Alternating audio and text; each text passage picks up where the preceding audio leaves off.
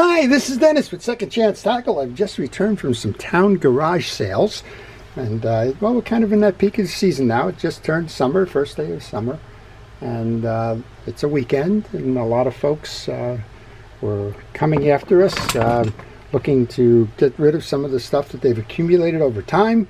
Posted some signs and decided they were going to do a garage sale or a yard sale or a tag sale or whatever it may be called in your area of the woods. And well, being the first day of summer, it's one of the hottest days that we've had yet. Temperatures are in the 90s, the humidity is way up there, there's a threat of some storms and that. And why am I telling you that? Because I think it worked out in my favor. I think what happened here was a lot of people were weary. I was coming a little bit later in the cycle from a garage sale standpoint. And well, I think some folks were just anxious to sell some stuff, put it away, give it away, and get done with those sales because it was sweltering heat. Interesting. Well, I've kind of talked a little bit about garage sales, tag sales, flea markets and the like over time, and some strategies. One of the strategies is to not go early, but rather to go late. So let's take a look at the first one. Go early. Go early says that you're going to get the pick of what it is that everybody wants. You may miss out on some opportunities. You may find that something that you're looking for was there and gone. You may have missed out on the quote-unquote sale of a lifetime. I think what I've learned over time is don't worry about missing out on the sale of a lifetime. There'll be others. But a lot of folks like to get up at the crack of dawn, get out on the road, take a look at what's for sale, optimize the assortments of things that are out there. And the things are everything, right? The things are tools, they're fishing related stuff, not really, but occasionally you run into that, and all kinds of bric-a-brac and clothing and children's stuff and the like. So if you go early, you usually get the best selection. Well, what happened here? I went late. I actually was coming back from some other errands that I had to run. I had to get off to the post office and ship some packages out and the like. And I saw a few signs hanging on the local trees and telephone poles and wherever you post those signs that, hey, there's a garage sale around the corner kind of thing. As I decided to stop. As I mentioned, very hot, very wearying. Everybody was kind of dragging today, dog day of summer, if you will. And I came upon two houses that had some stuff, and I would call these goodbyes. So goodbyes in a couple of ways. Goodbyes in the sense that there was a purchase made for the money was priced wonderfully. Goodbye, I think, is the folks that were selling this stuff wanted to say goodbye to this stuff and move on. And as I mentioned, one of them, I got there, they were just about ready to close, even though they had advertised that they were going to be open all day. It was early afternoon, and they said they had just had it with the heat and just bargain priced a lot of stuff. So what do we have? We have 2 Old Pal tackle boxes. All right, everybody wants to know what I paid. I paid $1 each. Can't go wrong for that, right? And what did we get? Well, what we got was a tray of spinnerbaits. Now, these are typically selling for about $1 or $2 each. I'm not sure if these are any named. I didn't even go in and kind of look at what I got here. I don't know who the manufacturers were, if they're anything of any significance, or if they're just the 10 packs that you buy kind of on Amazon and the like. But you know what? For $1, I love these little spoons. Again, this looks like a no-name spoon, but it's everybody's assortment. And those of you that watch the channel know I have some grandkids and know that they're out there fishing, and who couldn't benefit from some spinnerbaits and some spoons, right? So we got that. Even got a little stick bait here, and boy, that is by definition a little stick bait. There's certainly a lot bigger ones than that. But so for $1, I think we did okay here. We got just counting blades: 1, 2, 3, 4, 5, 6, 7, 8, 9, 10, probably a dozen blades. Didn't even check the bottom. Oh, we got some quirks in there. Well, that's good. The bobbers by themselves, I guess these days with the prices that you're paying for these things, I guess we got a clamp here. That's kind of a cool one. The prices you're paying for these things are like 3 for $1, so there's my $1, right? And it even has an old school fish skinner. Hey, here's what we're going to do with this. If you would like to have this old school fish stringer, be the first one in the comment section that says, I would like to have this old school fish stringer. I'll send it to you. How's that? Share the wealth. The other one, again, we had was another old pal. Now, this one has a broken latch, but I understand that that little go-to right there is really the latch that's holding it. There was a secondary one up above, but the bottom one holds it. Maybe not as rich there, but here's a collectible for the old timers, right? Pabst Blue Ribbon Church Key, right? There you go. Made in Chicago. Even made in the U.S. for an old tin can opener. Go figure. Bunch of diamond drinks, right? These today are selling for about $3 or $4. Of course, we have our worn plating. There's a little, I don't know if we got something on there. Do we have a name on there? Hopkins. We do have a Hopkins. It's a real Hopkins. There you go. And some kind of little, well, looks like we have about a half dozen to a dozen of these. These are perfect on the New Jersey shore. They when they clean them up, when they shine. Small hooks on them. They replicate minnows or mullet, and they're kind of a favorite. They're good teas. Got a whole bunch of our saltwater swivels. Yeah, they look a lot bigger, right, than the stuff that you may be used to from a freshwater standpoint. But again, they're all worth having. Tell you what, whoever gets that fish stringer gets this thrown in. I'm not quite sure what this is. We'll throw it in. How's that? And it looks like we have a fillet knife. This one looks like heavy duty. It even has a sheath to it. It's been a long time. It looks like it's been rusted off here. And it looks like this one's in the trash. I don't, not quite sure what we got here, but it's a serrated knife and it's all rusted, and I think we'll just put that one out of its misery. We have an old school pliers. There's my dollar right there.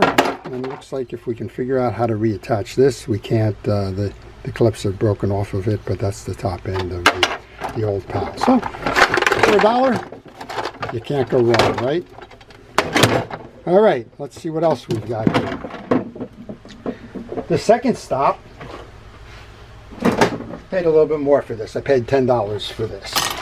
So here's what we got. We got a bait bucket.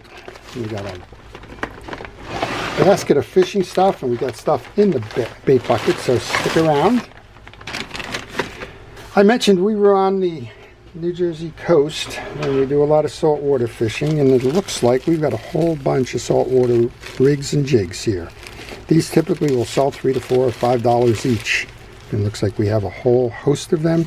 These appear to be set up for what we call fluke. Some people call them summer flounders. And, well, these are all things that we're going to use. Bucktail rigs for bottom fishing. You got a lot of fish that will go after that. Some empty cards. This Eagle Claw, I'm going to take that and put that right on the other side. These are the size 8s. We use those for crappie in our ponds. I'll just put that right over here because I know I will use those. Oh, wow, we got some skirted parachute rigs, 2 ounces. Those are great for the jigs. They imitate squid. A couple of mustad hooks, cards, and we got a whole bunch of these. These are not inexpensive. You can see that we do use the swim shads. This one's probably beyond use, but you get the idea. And the nice thing with this one is that it has a jointed hook on it, so that it makes it much more lifelike with the swimming tail. Well, we got some swim shads over in the trash. They're all dried out. They're not very good. And it looks like we have some curly-tailed grubs. These we use for the crappie in our local ponds. Very much looking like the mealy worms and the like. And these, I think they're all dried out as well. So, and then it looks like we have a spreader here actually for the parachute set. And well, we'll see what we can do with those. There's not much. I don't plan to resell this stuff. I do have a couple of friends that have some boats that do that kind of trolling. We'll give it to them, let them decide what it is that interests them. Again, this whole pack here that I got was $10. So those of you that think it's very generous, it's $10 I'm giving away. And I think I probably have that in my 2 or 3 pieces I'm going to keep. What's inside the box is what's really important. I didn't even notice it was a bait bucket until somebody said you forgot the cap. It was kind of laying off on the side like this. And I think you can find out or figure out why I decided to purchase this. So I've got 2. They're pretty much parts reels. This is an Ocean City reel. It's the 1591. It's missing its level wind.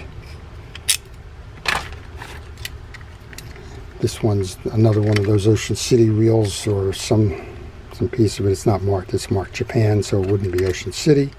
This one actually works. This looks like it's a Fluger, maybe. I don't know.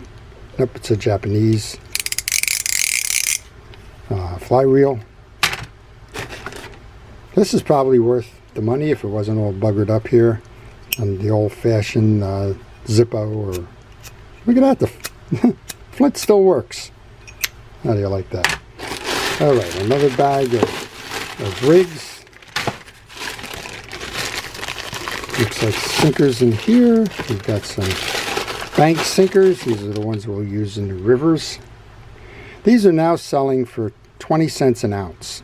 So this is a 4 ounce sinker. That's 80 cents. It's probably, I don't know, looks like a 10 or 12 or 30 of them in there. We have our ones we're going to use, 6 ounces. We use those. And we've got another bag here. So yeah, so a whole bunch of weights on top of everything else. So my $10 there. If nothing else, the 2 handles on the bait casting reels make it worthwhile. Got some fun here. And the last I left was my $1 purchase of the day. Can't miss this one. Lifetime best kind of purchase. And this one is a cast net. So this is a 4-foot cast net. It's a smaller net. You're going to be using this one from the dock or the back of your boat. You're going to be using this to catch some bait fish. This is a meshed net in a convenient carrying case. This is one of those, once you get them open and get them out of the case, you probably never get them back into the case. But it's a brand new cast net. It was the, hey, I got this while you're leaving. If you got $1, you can have the cast net too. How can you say no? Well, I hope you've enjoyed what I found at the garage sale.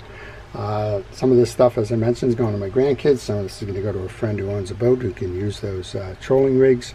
I'll put a couple of these things aside for when I go do some of that fluke fishing or summer flounder fishing.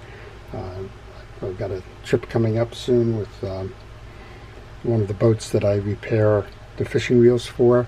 We'll be able to take things like this along and give them a try.